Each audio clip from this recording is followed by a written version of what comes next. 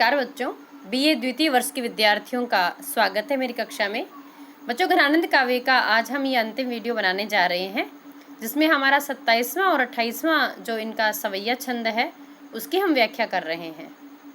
27 number की सुनिरी सजनी, यहाँ वियोग से परिपूर्ण जो नायिका है श्री कृष्ण को प्रेम करने वाली, वो अपनी सखी से कहती है कि सुनिरी सजनी, अरे सखी सुन तो सही, रजनी की कथा, रात्रि की जो कहानी है, इन नयन चकोर ने ज्यों बीतई, इन नेत्रों ने चकोर की भांति रात्रि को बिताया। चकोर सारी रात जो है चंद्रमा की तरफ ताकता रहता है, देखता रहता है, तो केवल और केवल श्री कृष्ण को याद करता रहा। उनकी याद में ही ये आंखें खुली रही। इन आंखों ने नींद तक नहीं ली। मुख चंद सुजान सजीवन को, मुख रूपी चंद्रमा, यहाँ रूपक अलंकार है, सुजान सुंदर रूप से जानने वाले श्री कृष्ण, संजीवन जो मेरे जीवन का आधार है, मेरे जीवन को, मेरे शरीर को जिलाने वाले हैं, को लखी पाए, उनको देख पाए, भई कछु रीति नहीं। यदि मेरे नेत्र रात्रि को श्री कृष्ण के दर्शन पा लेते, यदि अपने प्रीतम को एक बार देख पा लेते, तो इनकी स्थिति कुछ, इनकी रीति ही कुछ नहीं होती, इनकी स्थिति ही कुछ नहीं होती, अलग ही होती। अभिलाषनी आतुरताई घटा, अभिलाषा वन इच्छा, मतलब बड़ी लंबे समय से जो इच्छा होती है उसको अभिलाषा कहते हैं। और आतुरता, हृदय में श्री कृष्ण को प्राप्त करने की, उनके रूप दर्शन की जो इच्छा थी, जो आतुरता थी उनसे मिलने की, वो आतुरता और अभिलाषा रूपी जो घटाएं हैं, घटा माने बादल, काले बादल रूपी घटाएं जो हैं, वो अभिलाषा और आतुरता की घटाएं छाई हुई रही। तब ही घन आनंद आनी छई, तभी वो सारी घटाएं आकर छा गई। देखो बच्चों, चकोर चंद्रमा की तरफ ताक रहा है, लेकिन इतने में काले बादल आ जाते हैं, तो चंद्रमा बादलों की ओट में छिप जाता है। तो ऐसे ही कवि, वो नायिका कहती है कि रात्रि की कथा कुछ ऐसी रही कि नेत्रों ने चकोर की भांति, नेत्र जो है चकोर की भांति ताकते रहे, लेकिन वो मुख चंद्र दिखाई नहीं दिया, जो कि मेरे जीवन का आधार है। यदि उनको मुख रूपी चंद्रमा को आंखें देख पाती, नेत्र रूपी चकोर, तो इनकी रीति ही कुछ अलग होती, इनकी स्थितियाँ ही कुछ अलग होती, ये नेत्र खिल जाते। लेकिन तभी जो मेरी अभिलाषा है, जो मेरी आतुरता है, उन आतुरता और अभिलाषा रूपी जो घटाएं हैं, तभी आकर उसके ऊपर छा गई। सुबिहातिन, भली भांति अच्छी प्रकार से, बिहातिन मन व्यतीत हुई, जानी परी, जान मतलब वो रात्रि व्यतीत होती हुई जान पड़ रही थी। भ्रम सी कब वे विश्वासिनी बीत गई, मतलब एक भ्रम देकर कि हाँ इस बादल के पीछे चंद्रमा है, दिखेगा, लेकिन वो नज़र नहीं आया, दर्शन नहीं हुए। सारी रात्रि यूं ही लगता रहा कि हाँ कृष्ण आएंगे, दर्शन होंगे, लेकिन नहीं हुए। और विश्वासिनी, और वो विश्वासघातिनी जो रात्रि है, वो भ्रम की तरह कब बीत गई कुछ पता नहीं चला, और वो रात्रि इसी तरह से मैंने व्यतीत की। यहाँ पर भी वियोग श्रृंगार है, नायिका का इंतजार है श्री कृष्ण को लेकर।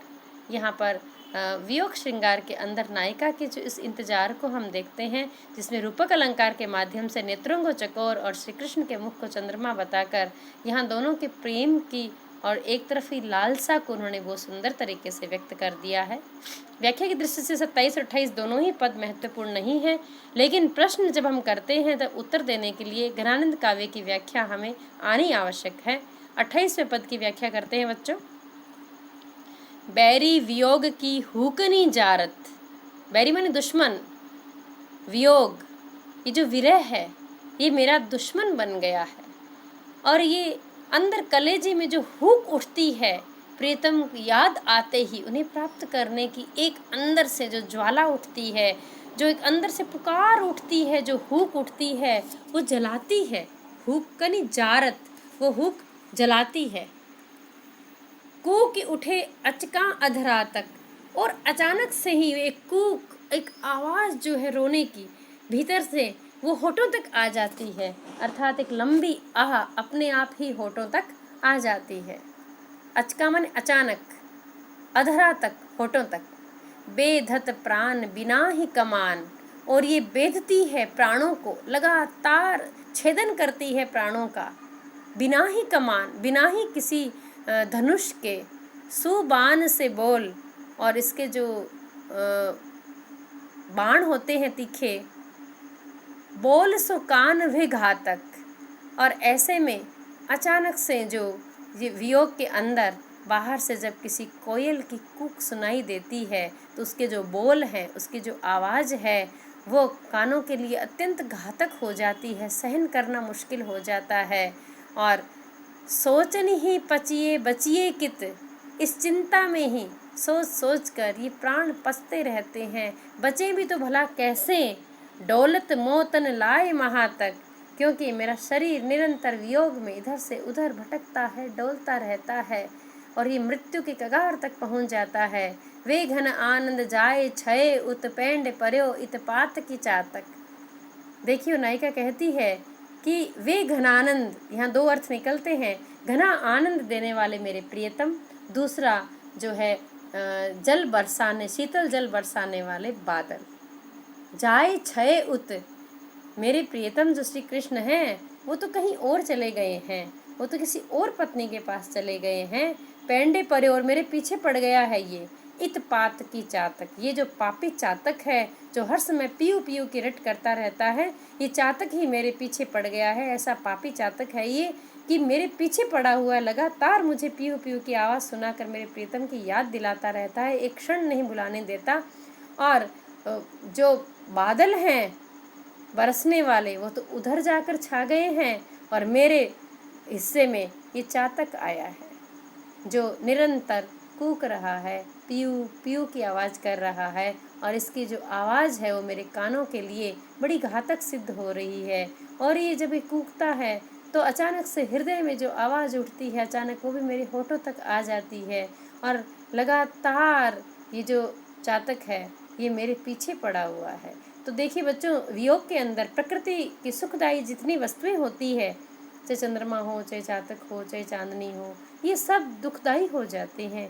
प्रीतम के वियोग में सुख देने वाली समस्त वस्तुएं संसार की दुखदायी प्रतीत होती है, क्योंकि हृदय में वो दुख होता है, इसलिए बाहरी सुख की चीज़ें भी अच्छी नहीं लगती है। बच्चों, इस सवैया के अंदर ब्रजभाषा का प्रयोग करते हुए कवि ने वियोग श्रृंगार को बहुत सुंदर तरीके से अभिव्यक्त किया है। और उसमें भी नायिका के हृदय में उठने वाली जो हुक है, प्रीतम को प्राप्त करने की जो इच्छा है, उसकी अभिव्यक्ति भी बहुत गहरी अभिव्यक्ति उन्होंने उदाहरण के माध्यम से दी है। तो ये हमारे घनानंद का जो काव्य जो पद दिए हुए हैं बच्चों, आज पूरे होते हैं। धन्यवाद। आज इतना ही।